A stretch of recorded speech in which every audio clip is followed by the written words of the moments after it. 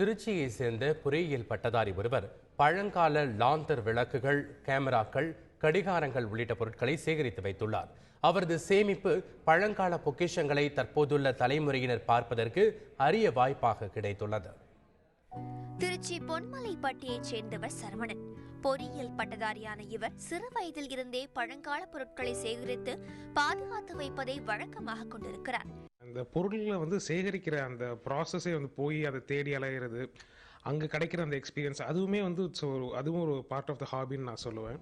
வீட்டு மாடியில் உள்ள 2 அறைகளில் தனது சேமிப்புகளை பாதுகாத்து வருகிறார்.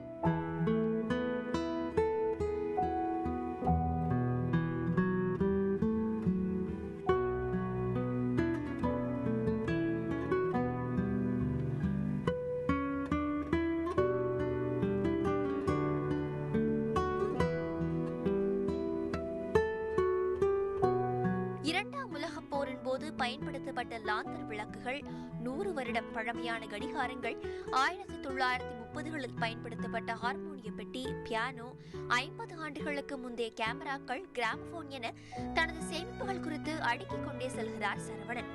பொதுவான இடத்துல ஒரு எக்ஸிபிஷன் மாதிரி வச்சா இன்றைய தலைமுறையினர் அதை பார்த்து அந்த பழமையோட முக்கியத்துவத்தையும் அதனுடைய வித்தியாசத்தையும் தெரிஞ்சுக்கிறதுக்கு அது ஒரு வாய்ப்பா இருக்கும்.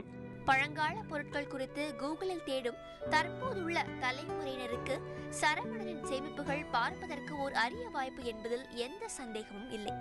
தந்தி டிவி செய்திகளுக்காக செய்தியாளர் இஸ்லாம்.